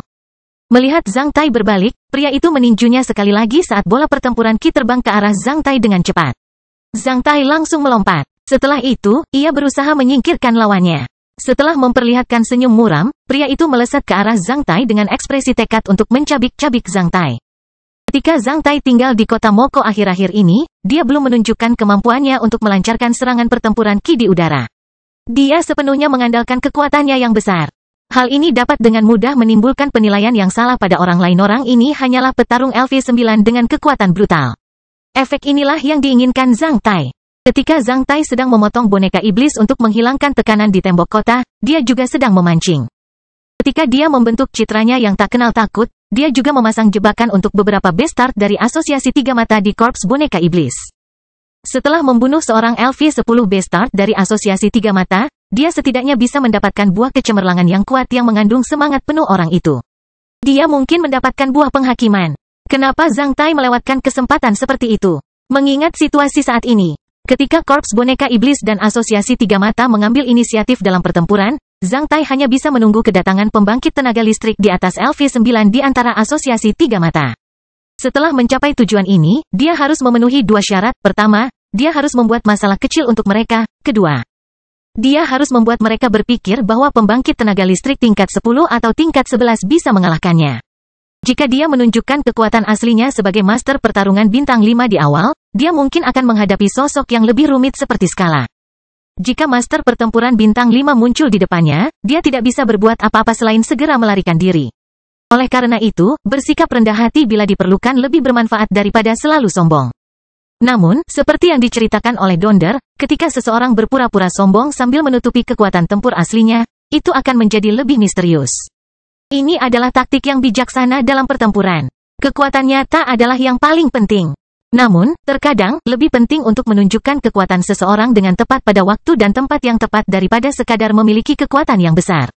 Siapa yang dapat membayangkan bahwa orang yang melompat dari tembok kota-kota Moko dan bergegas menuju Korps Boneka Iblis bisa menjadi begitu berbahaya? Hanya setelah 10 detik, orang yang mengejar Zhang Tai telah meledakkan dua mayat tanpa kepala yang dilemparkan Zhang Tai ke arahnya dengan pedang besarnya dengan cara yang ganas dan mengesankan. Setelah meledakkan mayat kedua, saat pria itu ingin membunuh Zhang Tai dengan pukulan ketiga, dia tiba-tiba menemukan bahwa Zhang Tai telah menghilang tepat di depannya. Sebelum dia menyadari apa yang terjadi, tubuhnya telah terbelah menjadi 3 bagian. Saat melihat hal ini, lelaki tua yang telah memperhatikan Zhang Tai diam-diam di menara gerbang-gerbang utara kota Moko sejak Zhang Tai melompat dari tembok kota langsung menampakkan tampilan cemerlang. Kastil besi hitam bab 646, memancing. Segera setelah membunuh seorang Bastard LV10, Zhang Tai melintasi boneka-boneka iblis itu dan meninggalkan tempat itu dalam hitungan detik. Dalam pertarungan skala besar dengan jutaan pelayan, hanya sedikit orang yang akan memperhatikan pria yang bahkan berada di bawah LV10. Dibandingkan dengan Zhang Tai, para pemburu iblis dan paladin yang bisa meninju boneka iblis hingga berkeping-keping dalam jarak 10 meter dengan berguling. Totem ki pertempuran yang berwarna-warni lebih menarik bagi pembangkit tenaga listrik di antara korps boneka iblis. Zhang Tai tahu bahwa itu hanyalah permulaan dan sebuah sinyal baginya untuk membunuh petarung kuat LV10 itu. Hal ini menunjukkan bahwa semakin banyak pusat kekuatan iblis dan asosiasi mata tiga yang akan bergabung dalam pertempuran. Akibatnya, mereka yang bisa mendominasi medan perang ini tidak lagi menjadi boneka iblis yang lebih rendah. Saatnya menuai, Zhang Tai berkata pada dirinya sendiri. Iblis akan menemukanku memancing di sini cepat atau lambat. Sebelum pembangkit tenaga listrik di atas LV13 muncul di hadapanku, aku harus membunuh sebanyak mungkin Bastard di atas LV10. Ini juga menunjukkan pertumbuhan kekuatan tempurku. Kesempatan yang sangat langka. Ketika pembangkit tenaga listrik Asosiasi Tiga Mata bergabung dalam pertempuran, banyak pemburu iblis dan paladin juga bertemu musuh yang kuat pada saat ini. Karena hanya sedikit orang yang memperhatikan Zhang Tai. Zhang Tai terus memotong boneka-boneka iblis itu sambil diam-diam mengeluarkan air liur dan mendekati pembangkit tenaga listrik yang sedang melawan para pemburu iblis dan paladin lainnya. Tentu saja, Zhang Tai tidak akan terburu-buru menuju pusat kekuatan Asosiasi Tiga Mata itu. Dia memilih untuk menyerang mereka ketika mereka memperhatikan untuk melawan pemburu iblis atau paladin lainnya menggunakan keterampilan melempar tepat yang tak tertandingi atau tepatnya baut di telapak tangannya. Bagaimana dia melepaskan baut di telapak tangannya saat dia memegang pedang besar? Solusinya sangat sederhana, kecepatan tinggi. Setelah menjatuhkan pedang besarnya, dia bisa melepaskan baut di tangannya sebelum menangkap pedangnya sekali lagi. Meskipun itu hanya membutuhkan waktu 0,1 detik atau kurang. Demikian pula, Zhang Tai bisa melepaskan baut dengan dua tangan sesuai arah kekuatannya sambil memotong boneka-boneka iblis itu. Zhang Tai bisa dengan mudah melakukannya. Dalam proses melawan pembangkit tenaga listrik yang sebenarnya, jika tangan seseorang terlepas dari senjatanya atau kehilangan kendali atas senjatanya, itu akan menjadi kesalahan yang fatal. Meski hanya kurang dari 0,1 detik, namun juga akan menimbulkan akibat yang parah. Namun, ancaman hanya ada ketika musuh Anda hampir sama kuatnya dengan Anda dan bukannya boneka iblis yang jauh lebih buruk dari kekuatan tempur Anda. Ketika Zhang Tai memotong boneka-boneka iblis itu di sisinya, dia menemukan boneka-boneka iblis itu menjadi penyamaran terbaiknya. Dia ditutupi oleh sepasang pedang besar di tangannya, bahkan situasi kacau di medan perang pun gelap. Tidak ada yang bisa membayangkan bahwa Zhang Tai masih bisa melepaskan baut pada saat kritis ini. Namun, serangan Zhang Tai bisa langsung membunuh pembangkit tenaga listrik di bawah LV-12 dalam jarak 150 meter. Saat memotong boneka iblis, Zhang Tai juga sedang mengamati dan mendengarkan medan perang. Zhang Tai memperhatikan bahwa seorang Bastard LV-11 dari Asosiasi Tiga Mata sedang bertarung sengit dengan Paladin LV-11 dalam jarak 100 meter. Dia terus melirik situasi pertempuran itu secara diam-diam. Dengan energi spiritualnya yang kuat, Zhang Tai menemukan bahwa semua boneka iblis di medan perang bergerak perlahan. Saat memotong boneka iblis, Zhang Tai secara bertahap menyesuaikan sudut antara dia dan Bastard itu. Dalam waktu kurang dari 0,01 detik, Zhang Tai menangkap jendela pelepas khusus melalui celah antara dirinya dan Bastard itu. Oleh karena itu, dia melepaskan gagang salah satu pedangnya dan melepaskan baut pertama hampir pada waktu yang bersamaan. Setelah lepas dari tangan Zhang Tai, seperti mengikuti pemanggilan Grim Reaper, petir mini itu melewati sejumlah boneka, senjata, leher dengan urat yang menonjol. Dan wajah muram yang diam-diam terangkat seperti sampan di sungai dan mengenai kepala LV. 11 pembangkit tenaga listrik Asosiasi Tiga Mata yang bergerak sepelan paku, menyemburkan otaknya yang berdarah. Tak lama kemudian, Zhang Tai mendengar suara ledakan pelan. Namun, di medan perang yang penuh dengan dentuman keras, dentuman rendah itu seperti sepeda yang dilempar ke lautan badai. Hanya sedikit orang yang memperhatikannya. Matilah. Paladin LV-11 itu menghantam pembangkit tenaga listrik LV-11 yang sama hingga berkeping-keping. Keseluruhan prosesnya terlalu singkat sehingga banyak orang mengira pembangkit tenaga listrik itu dibunuh oleh Paladin itu.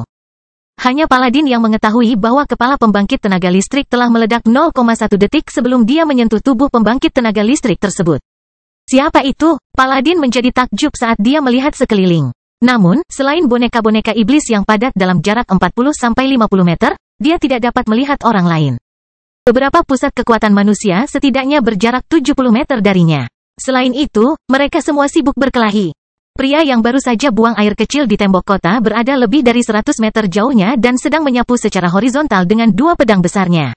Apakah ada pusat kekuatan manusia yang bersembunyi di medan perang? Sebelum Paladin itu menyadarinya, banyak boneka iblis yang mengerikan telah berlari ke arahnya dengan mata berdarah. Mendorongnya ke dalam pertempuran yang kacau sekali lagi. Dalam lebih dari 10 menit berikutnya, Zhang Tai membunuh satu pembangkit tenaga listrik LV-9. 2 LV-10 dan 1 LV-11 dari Asosiasi Tiga Mata, sehingga sangat menghilangkan stres para Paladin dan pemburu iblis.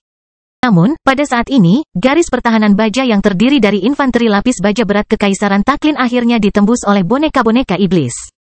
Akibatnya, semakin banyak boneka iblis yang menyerbu tembok kota.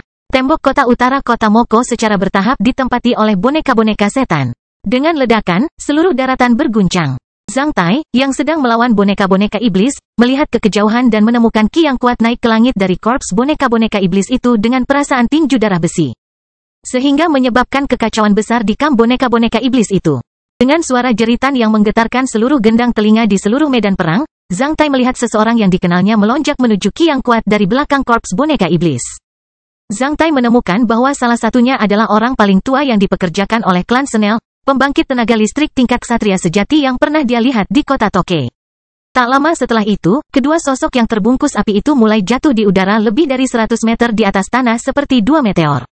Setiap kali mereka bertabrakan satu sama lain, mereka akan menimbulkan suara seperti guntur dan cahaya api yang kuat seperti dua raksasa yang kuat dan menakutkan bertarung. Apakah ini pertarungan antara pembangkit tenaga listrik tingkat ksatria? Zhang Tai terobsesi dengan pertempuran itu. Itu benar-benar di luar imajinasinya. Namun, sebelum Zhang Tai memulihkan ketenangannya, dia melihat ki kuat lainnya naik ke udara dari menara gerbang utara kota Moko yang berjarak ratusan meter. Tak lama setelah itu, sesosok tubuh yang dibungkus dengan api biru terbang-terbang dari menara gerbang kota utara menuju korps boneka iblis.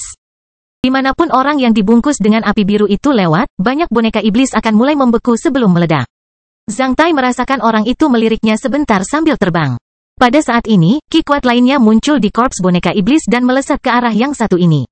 Kedua sosok itu jatuh sejauh 1000 meter dari kota Moko, menghabisi semua boneka iblis dalam jarak 100 meter dalam hitungan detik. Para ksatria bertarung terlalu cepat sehingga sulit dikenali bahkan oleh Zhang Tai.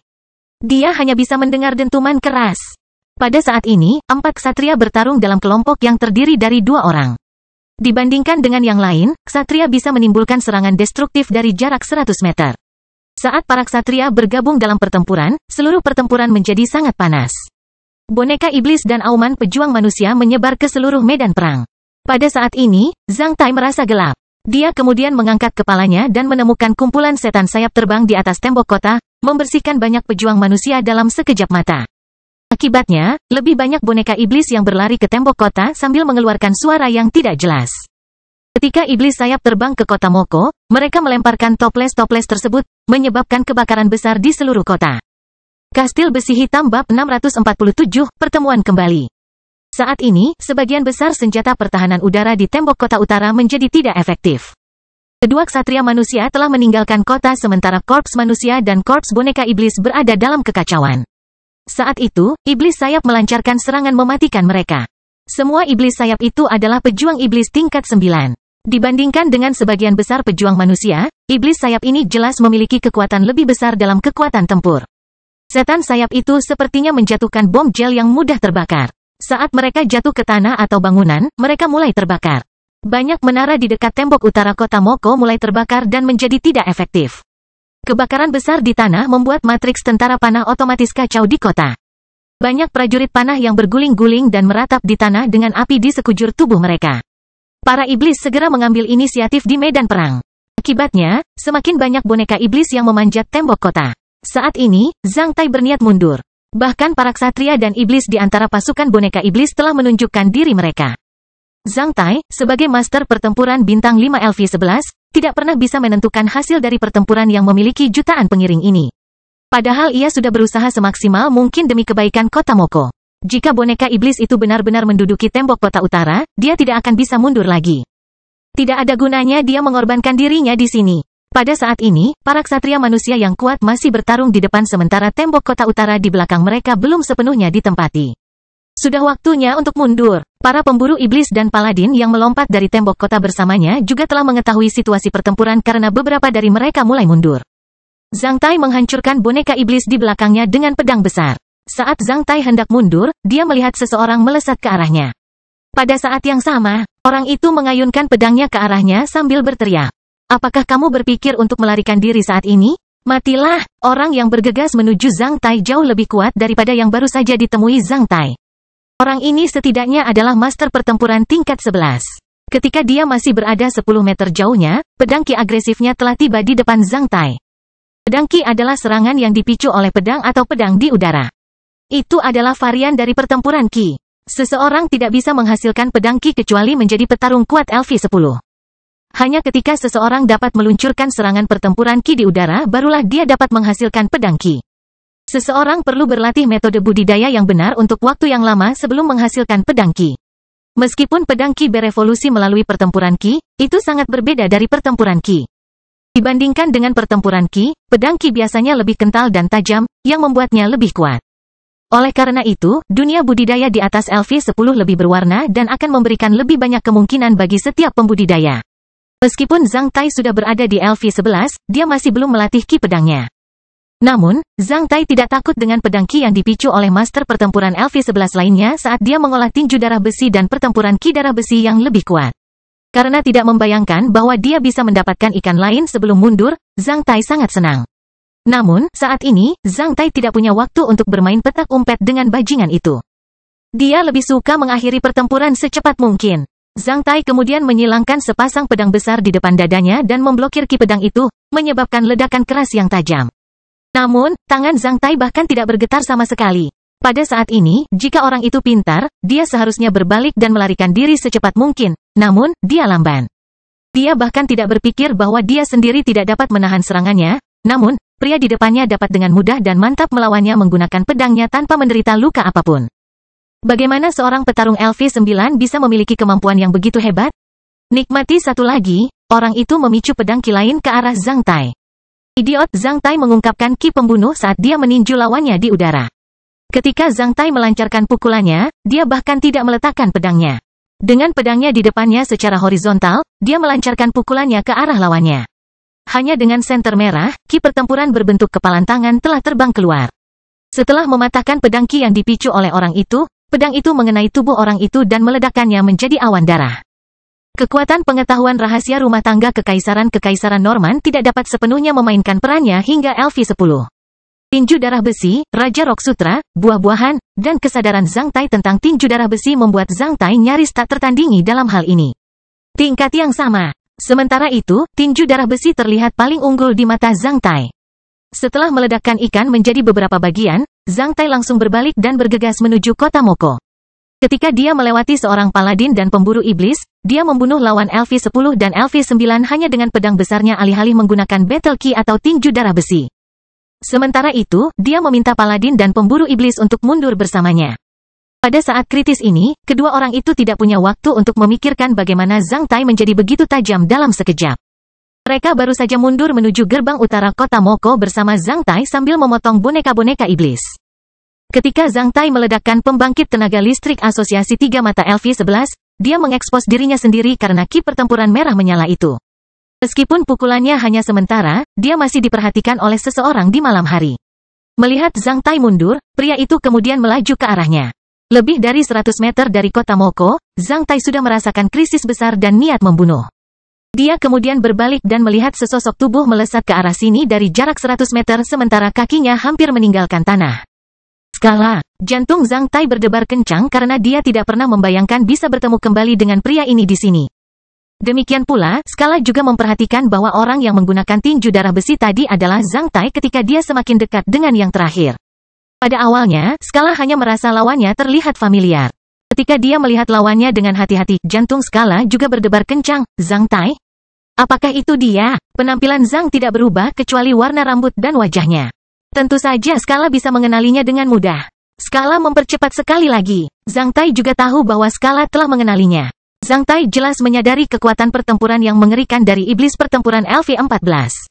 Apian di sel bayangan iblis belum dikalahkan oleh Zhang Tai sampai hari ini. Menghadapi musuh yang begitu kuat, kemenangan Zhang Tai dalam pertempuran adalah sebuah lelucon. Yang hanya bisa dia lakukan hanyalah menunda waktu untuk menyentuh Skala. Ayo cepat! Zhang Tai meraung ke arah paladin dan pemburu iblis yang mundur bersamanya saat dia melemparkan satu pedang besar ke arah tembok kota. Dengan suara berdengung, pedang besar yang berputar dan menakutkan itu memotong banyak boneka iblis dalam perjalanan kembali ke tembok kota setelah terbang lebih dari 100 meter saat pedang itu dimasukkan 2 meter ke dalam tembok kota. Kota Moko menyebabkan suara retakan, sementara itu, ia terus bergetar hebat. Paladin dan pemburu iblis dikejutkan oleh kekuatan dan kemampuan melempar yang begitu menakutkan. Namun, mereka tidak menyia-nyiakan waktu, mereka langsung bergegas menuju tembok kota. Ketika mereka sudah dekat dengan pedang panjang itu, mereka langsung melompat ke gagang pedang panjang itu dan terbang ke tembok kota. Zhang Tai melemparkan pedang besar lainnya ke arah Skala. Saat pedang berputar itu menebas ke arah Skala, Skala bahkan tidak menghindar darinya. Dia baru saja melancarkan pukulan ke arahnya dan mendorongnya ke tanah lebih dari 10 meter jauhnya. Setelah itu, Skala terus melesat menuju Zhang Tai dengan kecepatan penuh. Ketika Zhang Tai masih berada sekitar 60 meter dari tembok kota, Skala muncul di depannya. Meskipun mata musuh akan berdarah ketika mereka bertemu satu sama lain, mata Zhang Tai tidak memerah. Sebaliknya, dia langsung memulihkan ketenangannya. Saat Skala muncul, semua boneka iblis di sekitarnya menjauh dari Zhang Tai. Lama tidak bertemu, Zhang Tai, aku tidak menyangka kamu masih berada di teater operasi Selne. Skala menyeringai seperti melihat seorang teman lama, namun, ada kilau aneh di matanya. Karena pertempuran di wilayah operasi Selne belum berakhir, bagaimana aku bisa keluar dari sini dengan mudah? Zhang Tai tersenyum. Apakah kamu terlibat dalam kecelakaan di kota Tokei beberapa hari yang lalu?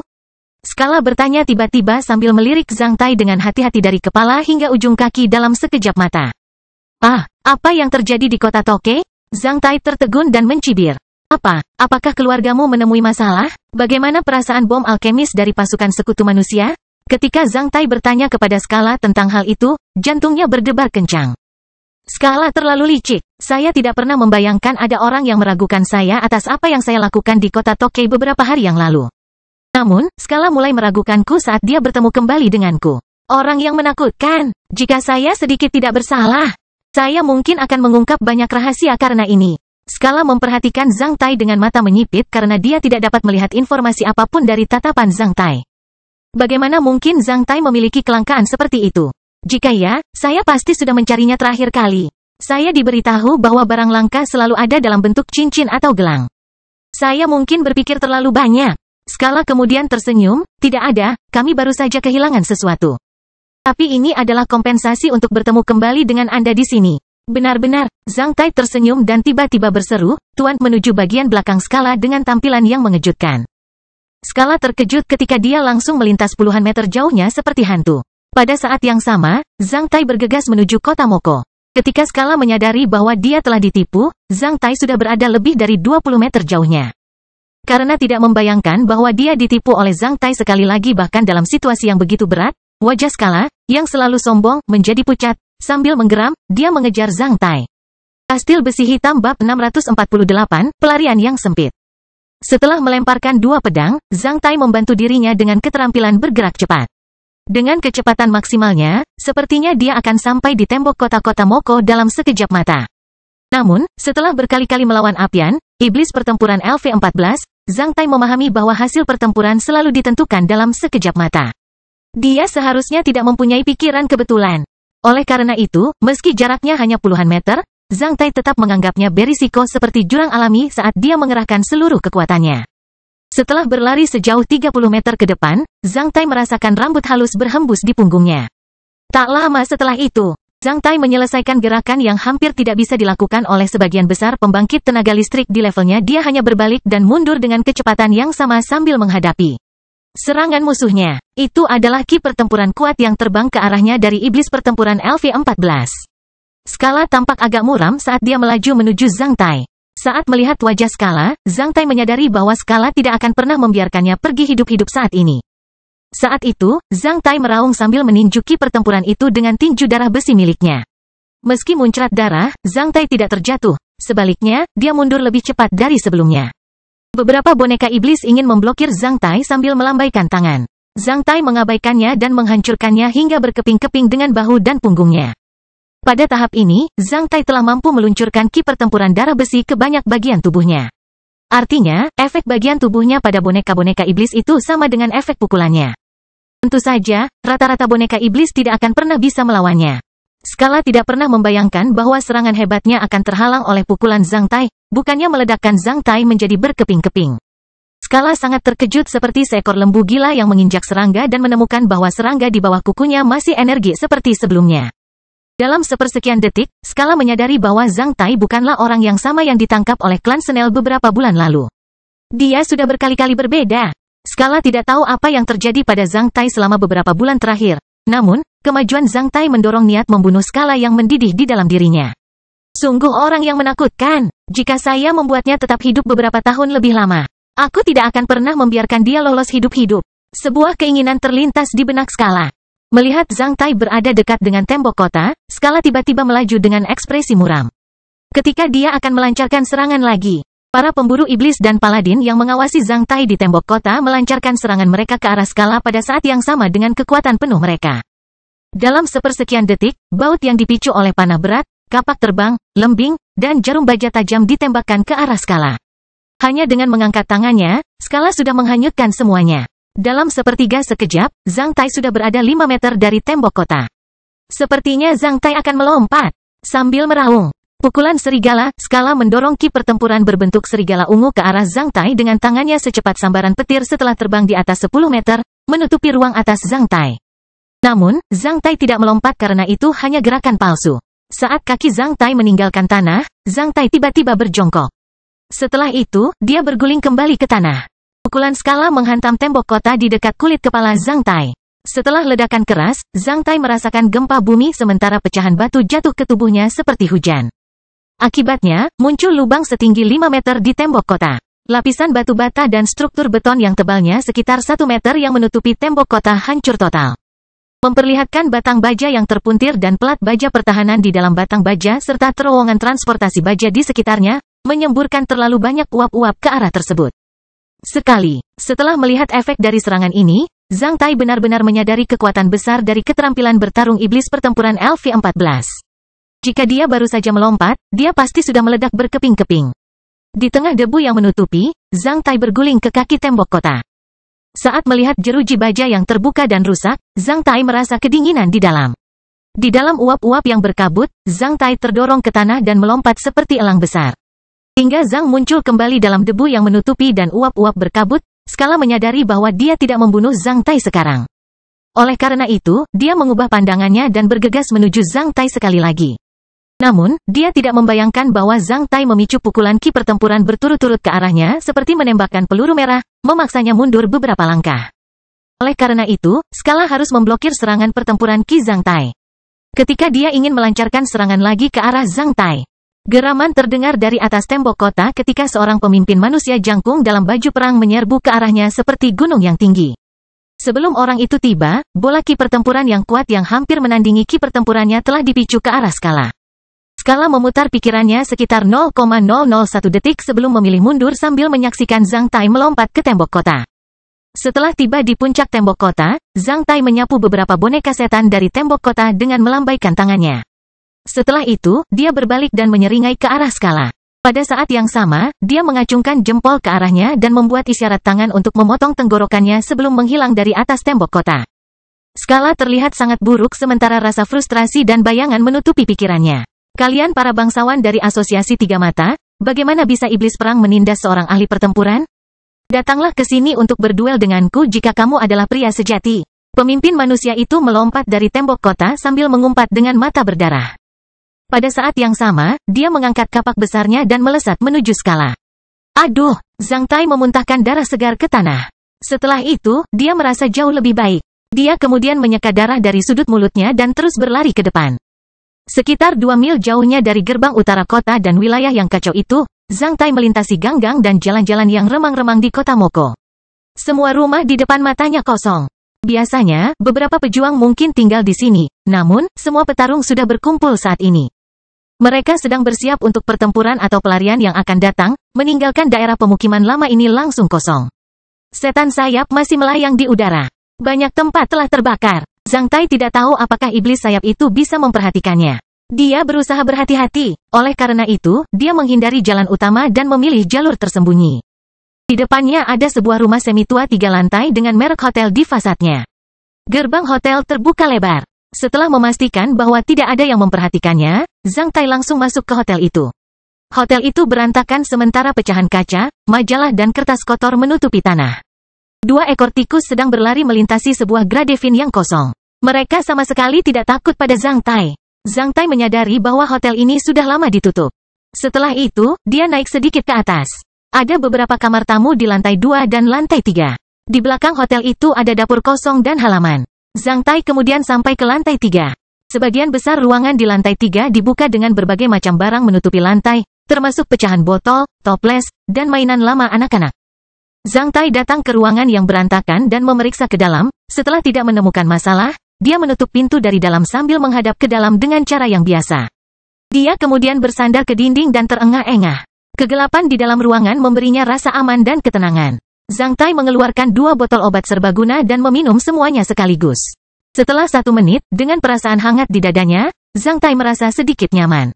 Jika bukan karena dia sangat kuat, dia mungkin tidak akan bisa menahan serangan Skala sama sekali. Zhang Tai mendapatkan pencapaian besar malam ini dengan mempertaruhkan nyawanya. Dia memotong banyak boneka iblis, namun, semakin banyak boneka iblis yang menyerbu ke atas tembok kota. Dia telah mencoba yang terbaik, namun, nasib kota Moko tetap tidak berubah. Setelah beristirahat dalam kegelapan, Zhang Tai merasa sudah sedikit pulih. Setelah melirik cakrawala yang berkilauan, dia menjalankan energi spiritualnya dan kembali ke Castle of Black Iron. Saat itu juga malam di dalam kastil besi hitam. Namun, dibandingkan dengan kota Moko saat ini, ruang tenang di dalam kastil besi hitam lebih seperti alam mimpi indah. Dalam kegelapan, Heller tampak cukup serius. Kastil besi hitam bab 649, menyaksikan pertempuran sebagai kumbang. Tuan Kastil, kamu terlalu mengambil risiko malam ini. Kamu hampir tidak bisa kembali hidup-hidup. Kamu tahu bahwa anggota klan Senel ada di medan perang ini dan mungkin akan bertemu mereka kapan saja, jika kamu menghadapi situasi berbahaya seperti itu lagi, nanti. Aku menyarankanmu untuk mundur dari medan perang secepat mungkin dan berusaha untuk tidak terjebak dalam situasi berbahaya itu. Heller menyarankan dengan sungguh-sungguh. Zhang Tai menggaruk kepalanya dengan malu-malu, kamu benar. Aku hampir mati kali ini. Ada banyak faktor yang tidak pasti di medan perang. Syukurlah, aku punya beberapa prestasi. Selama kamu masih hidup, kamu akan selalu memiliki peluang untuk mencapai prestasi. Hanya ketika kamu bisa mundur dari situasi berbahaya, barulah kamu memiliki masa depan yang cerah.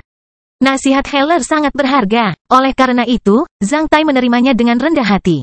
Heller kemudian terlihat lebih baik. Castle Lord, kamu memerlukan setidaknya 2 hari untuk memulihkan lukamu sepenuhnya. Aku menyarankanmu untuk tidak meninggalkan Castle of Black Iron sebelum pulih sepenuhnya. Baik, aku tidak akan meninggalkan kastil besi hitam. Aku akan menyimpan tubuhku di dalam untuk memulihkan diri. Tapi bolehkah aku melihat keluar dalam inkarnasiku? Karena pertarungan belum berakhir, aku ingin melihat keluar sana. Zhang Tai tersenyum. Heller lalu memaksakan senyum pahit. Zhang Tai kemudian berlari menuju pohon kecil dan duduk di sana. Karena ini bukan saat yang tepat untuk makan buah-buahan, Zhang Tai hanya melirik buah baru yang cemerlang dan buah penilaian sebelum duduk dengan puas. Setelah itu, dia menjalankan energi spiritualnya dan memanggil kumbang LV2 yang eksotis itu. Hanya setelah beberapa detik, kumbang itu sudah muncul saat ia terbang mengelilingi pohon kecil dengan gembira. Saat melihat kumbang itu, Zhang Tai tersenyum sambil menutup matanya. Detik berikutnya, dia menjelma menjadi kumbang yang masih terbang mengelilingi pohon kecil.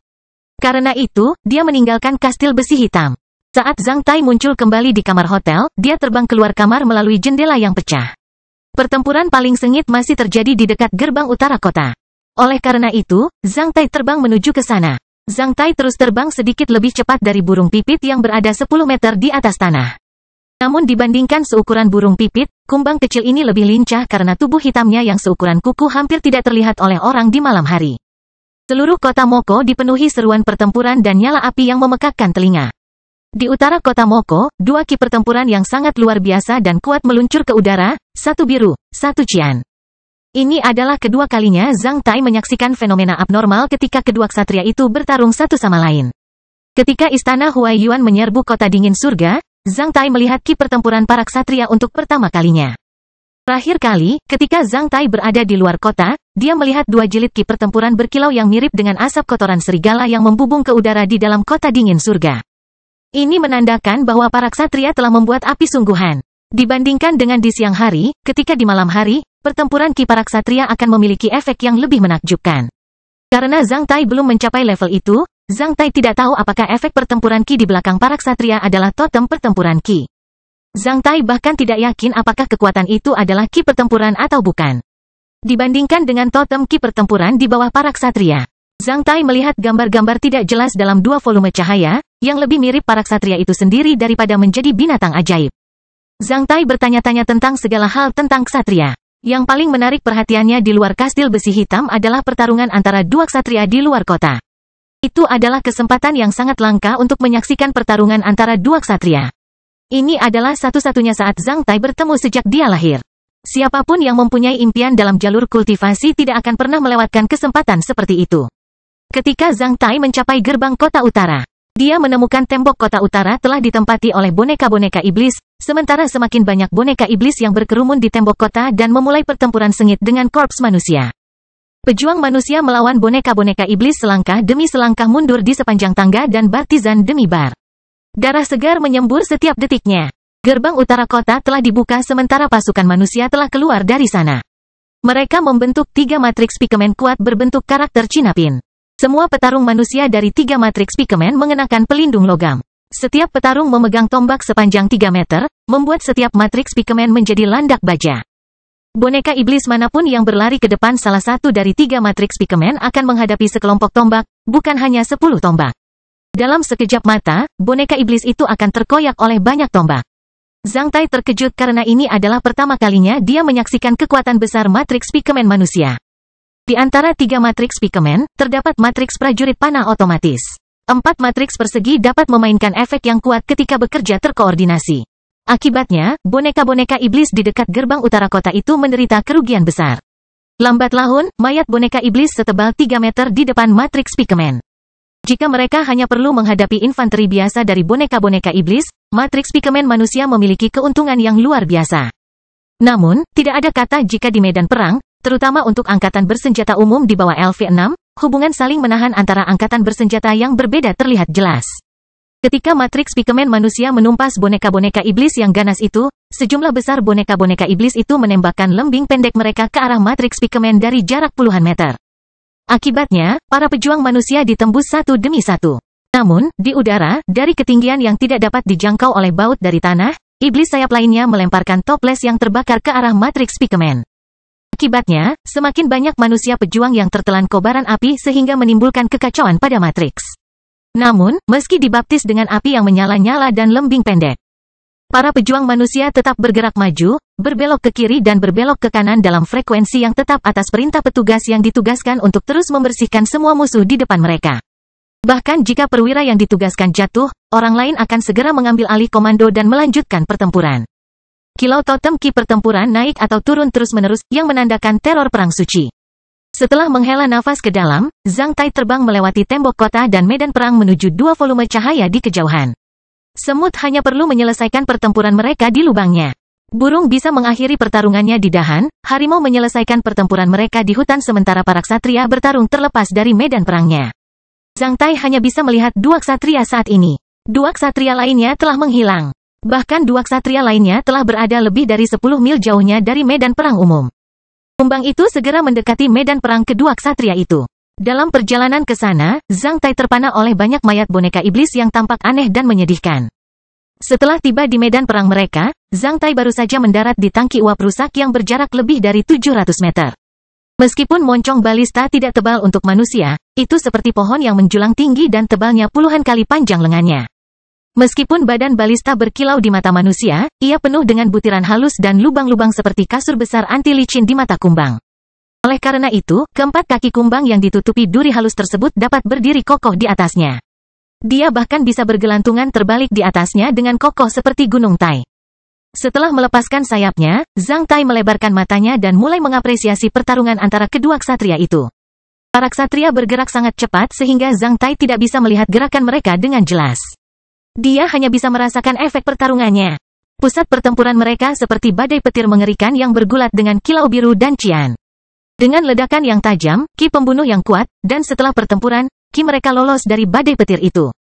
Meski jaraknya 700 meter, Zhang Tai masih bisa merasakan angin sedingin es atau ki yang kuat setajam lembing yang terbang melintasi tangki yang rusak. Zhang Tai benar-benar memperluas visinya dengan pertempuran seperti itu, perjalanan yang sangat berharga. Jika tidak melihat bagaimana pembangkit tenaga listrik sesungguhnya bertarung, saya akan selalu berpikiran sempit. Dua arus ki yang kuat bahkan menghantam tangki, menyebabkan ledakan keras. Seperti terkena pedang atau lembing panjang asli, Zhang Tai terkejut. Namun, karena dia terlalu kecil, sulit bagi ki kuat yang melarikan diri untuk menyerangnya. Oleh karena itu, dia aman. Hanya setelah kurang dari 10 menit, kedua ksatria itu terbang menuju pegunungan di barat sambil bertabrakan dengan ganas. Dalam waktu kurang dari 1 detik, Zhang Tai buru-buru mengepakkan sayapnya dan mengejar mereka. Zhang Tai hampir mengerahkan seluruh tenaganya, sementara kecepatannya setidaknya 2-3 kali lebih cepat daripada kecepatan seekor burung pipit. Namun, dia masih semakin menjauh dari dua sosok di depannya. Bahkan jika mereka terbang melintasi pegunungan dan bertarung satu sama lain, mereka tetap tidak melambat. Zhang Tai terus mengejar mereka selama 2 jam. Setelah terbang melintasi banyak gunung, dia akhirnya tidak bisa melihat kedua sosok itu. Zhang Tai terbang melintasi punggung bukit yang lebat selama beberapa waktu, namun, dia tidak dapat menemukan targetnya lagi. Ketika dia mempertimbangkan untuk kembali ke kota Moko atau berinkarnasi menjadi elang petir untuk mencari waktu yang lama, dia melihat kilau biru mengalir di udara dari lembah lebih dari 10 mil di depan. Tak lama setelah itu, dia mendengar suara guntur. Kemudian, ketenangannya kembali pulih seperti tidak terjadi apa-apa. Karena sangat gembira di dalam, dia buru-buru terbang ke sana. Ketika dia tiba di lembah itu dan melihat apa yang terjadi, Zhang Tai merasa takjub. Kastil Besi Hitam bab 650, Serangan Tegas. Ketika Zhang Tai tiba di lembah, dia melihat sebuah lubang besar sedalam 10 meter di dasar lembah, tempat ki totem pertempuran brilian kedua ksatria itu perlahan-lahan memudar. Situasi pertempuran yang sengit, ketika mereka menggenggam erat tangan lawan dengan satu tangan, pedang panjang ksatria manusia itu menembus dada ksatria asosiasi 3 mata. Ketika ksatria asosiasi 3 mata ditutupi dengan ampas es biru, dia memasukkan tangan kanannya ke perut bagian bawah ksatria manusia, menyebabkan lubang berdarah besar di punggung ksatria manusia itu. Berdiri di dasar lubang yang dalam, mereka terus-menerus menumpahkan darah segar, menyebabkan genangan darah di kaki mereka. Saat melihat pemandangan ini, Zhang Tai menyadari betapa kuatnya kedua ksatria itu. Akibatnya, Zhang Tai gemetar saat dia hampir ingin berbalik dan melarikan diri. Haruskah aku pergi? Zhang Tai berjuang selama 2 detik sebelum mengertakkan gigi dan mendarat di pohon kecil di samping lubang besar. Kumbang itu kemudian menjulurkan kepala kecilnya melalui daun dan mengamati situasi pertempuran di lubang besar tersebut. Di lembah terpencil seperti itu, kedua ksatria itu sepertinya tidak menyadari ada serangga sepele yang mendarat di pohon di samping mereka. Sekalipun mereka menyadarinya, mereka tidak akan peduli. Kenapa? Ksatria dari Asosiasi Tiga Mata bertanya dengan suara marah, menyesal, dan serak saat dia menatap ke arah ksatria manusia di seberangnya. Zhang Tai ingat bahwa orang ini sedang berdiri bersama ksatria yang dipekerjakan oleh klan Senel tadi malam ketika dia terbang di atas kam boneka iblis. Kamu tidak akan memahaminya, Leo menjawab sambil menyemburkan seteguk darah segar berwarna hitam. Meskipun kamu seorang ksatria, kamu hanya antek iblis, itu bermanfaat bagiku. Untuk mati di kota Moko bersama denganmu. Orang gila, orang gila. Ksatria dari Asosiasi Tiga Mata mengumpat dengan keras sambil terus memuntahkan darah. Setelah jatuh ke tanah, darah segarnya berubah menjadi ampas es berwarna biru tua. Ini komitmen seorang ksatria sejati. Leo mengungkapkan senyuman yang tenang. Apa menurutmu? Kamu bisa mati bersamaku hanya dengan cara ini? Ksatria dari Asosiasi Tiga Mata memperlihatkan senyuman berbahaya. Kamu terlalu naif, tanpa manfaat yang cukup. Apa menurutmu aku akan membantu Asosiasi Mata Tiga? Leo tiba-tiba menyipitkan matanya saat sesuatu terjadi padanya. Namun, dia tidak mengatakannya, sebaliknya. Dia hanya menggunakan kekuatan tempurnya yang tersisa, matilah. Pedang panjang di dalam dada ksatria Asosiasi Tiga Mata tiba-tiba menjadi lebih cemerlang saat menebas perutnya ke bawah, seolah membelah ksatria itu menjadi dua. Akibatnya, luka mengerikan sepanjang 10 cm muncul di tubuh ksatria itu. Setelah menderita luka parah lainnya, ksatria Asosiasi Tiga Mata tiba-tiba membuka mulutnya sementara nyala api cian keluar dari mulutnya dan jatuh ke tubuh Leo. Alhasil, tubuh Leo membeku sebelum terbakar menjadi abu hanya dalam beberapa detik di depan mata Zhang Tai meski apinya tidak terlihat panas. Pertarungan itu langsung berakhir di lubang besar. Jika bukan pedang panjang yang masih berada di dalam ksatria Asosiasi Tiga Mata dan lubang besar yang menakutkan saat ini. Hampir tidak ada yang bisa membayangkan bahwa ada ksatria manusia lain di sini sekarang.